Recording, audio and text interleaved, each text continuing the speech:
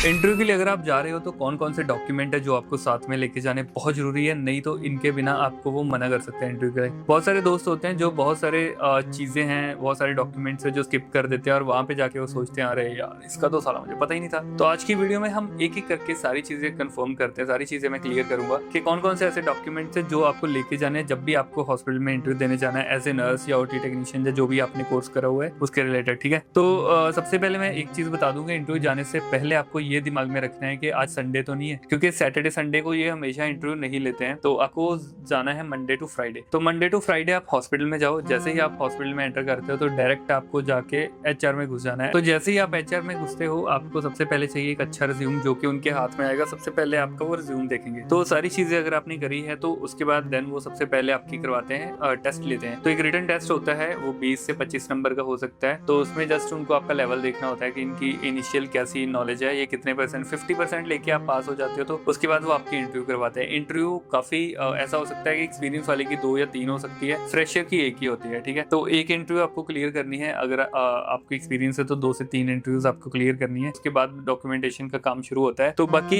Documentation आप तभी कर पाओगे अगर आप अपनी इंटरव्यू क्लियर कर पाओ। इंटरव्यू क्लियर आप तभी कर पाओगे अगर आपको अच्छी नॉलेज है। तो अगर आपको अच्छी नॉलेज नहीं है तो आप मेरे साथ कॉन्टेक्ट कर सकते हो। व्हाट्सएप का नीचे नंबर मेरा दिया हुआ है, तो आप वहाँ पे मुझे बताओ कि आपको कोर्स ज्वाइन करना है। कोर्स की डिटेल आपको मैं व्हाट्सएप पे फुल दे दूंगा और आपको विद इन 7 डेज रेडी कर दूंगा। उसके बाद आपको जिस भी हॉस्पिटल में जाना है, सब हॉस्पिटल के क्वेश्चन पेपर, सब हॉस्पिटल में आपको रेफरेंस भी मिलेगी। आपको हर एक चीज में देके भेजूंगा। इवन इंटरव्यूज में क्या क्या क्वेश्चन पूछे जाएंगे वो भी आपको सब पहले पता होगा। तो जब आपको सब पहले पता होगा तो आपकी जो ज्वाइनिंग है वो 100% आपकी श्योर होती है। ऐसा हो नहीं सकता कि आपको मैं रेडी करके भेजूं और आपकी इंटरव्यू क्लियर ना हो। ठीक है, तो अभी बात करते हैं कि इंटरव्यू के बाद क्या है ना। इंटरव्यू के बाद देखो मैं आपको एक एक करके डॉक्यूमेंट्स बताता हूँ। सबसे पहले तो स्टडी वाले डॉक्यूमेंट देखो, आपकी 10, आपकी +2, उसकी दोनों की मार्कशीट। उसके बाद आपका आता है डिप्लोमा या फिर डिग्री। अगर जीएनएम करी है तो डिप्लोमा सर्टिफिकेट, अगर आपने बीएससी करी है तो डिग्री सर्टिफिकेट आपके पास होना चाहिए। ये सारी चीजें हैं। तो इसके साथ आपकी सबसे मैंडेटरी जो है वो है रजिस्ट्रेशन। रजिस्ट्रेशन आपके पास है तो वहां पे दिल्ली में आपकी इंटरव्यू हो जाएगी। अगर आपके पास रजिस्ट्रेशन नहीं है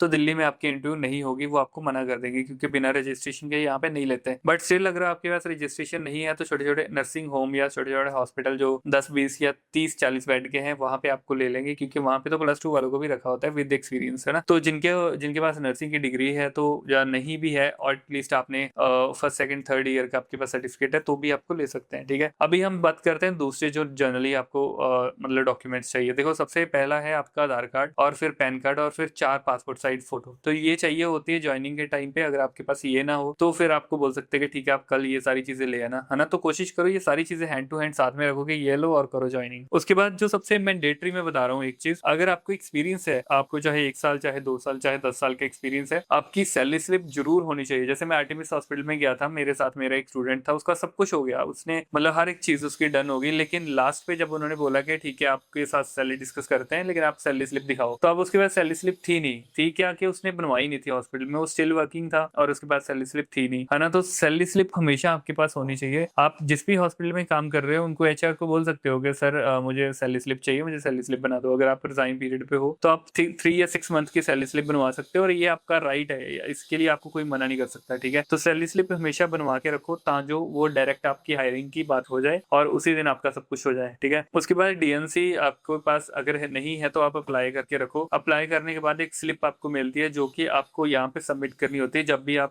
हॉस्पिटल में आते हो इंटरव्यू देने। दिल्ली में आते तो डीएनसी चाहिए, अगर गुड़गांव में जाते हो तो डीएनसी नहीं मांगते, वहाँ पे हरियाणा की मांगते हैं, लेकिन ज्वाइनिंग के बाद वो लेते हैं। ठीक है, और सेम इसी तरीके से फरीदाबाद में तो किसी भी हॉस्पिटल की रजिस्ट्रेशन लेके चले जाओ और नोएडा में आपको यूपी की रजिस्ट्रेशन करवानी पड़ती है। लेकिन दिल्ली में ऐसा है कि आपकी इंटरव्यू तब होती है जब आपके पास डीएनसी है। कुछ कुछ हॉस्पिटल में, सब में नहीं, लेकिन कुछ कुछ हॉस्पिटल का यही रूल है। और दूसरी चीज है कि हमेशा ना अपने ओरिजिनल डॉक्यूमेंट्स जरूर लेके आओ। बहुत सारे स्टूडेंट क्या करते हैं, फोटोकॉपीज ले आते हैं, तो उसके बाद आपको जब वो पूछते हैं कि आपके ओरिजिनल कहाँ है तो आप ऐसे फोन खोलते हो, फोन में देखते हो ये कहाँ है ये कहाँ है और फोन पे दिखाते हो ना। तो हमेशा अपने ओरिजिनल अपने पास रखो। आपको सबमिट नहीं करने, वहां पे सबमिट करने के लिए तो कोई नहीं बोल रहा है, आपको जस्ट उनको दिखाना है कि हाँ भाई मेरे पास है ना, क्योंकि वो क्रॉस वेरीफाई करते हैं कि आपके पास सारे आपके ओरिजिनल डॉक्यूमेंट्स है। कई बार ऐसा होता है कि किसी के खो गए होते हैं और फिर भी उसके पास फोटो कॉपीज होती है, वही दिखा देता है, तो इसलिए वो ओरिजिनल देखते ही देखते हैं। तो ये सारे डॉक्यूमेंट्स है जो आपको चाहिए। बाकी ये सारे मतलब डॉक्यूमेंट्स अगर आपके कंप्लीट है तो आपको कोर्स ज्वाइन करना है तो आप कर सकते हो। मैं आपको विद इन 7 डेज रेडी करूंगा। आपने बहुत वेट कर लिया, बहुत जीएनएम बीएससी के ऊपर पैसे लगा दिए, अब टाइम है पैसा कमाने का। अपनी प्राइवेट की जॉब करो,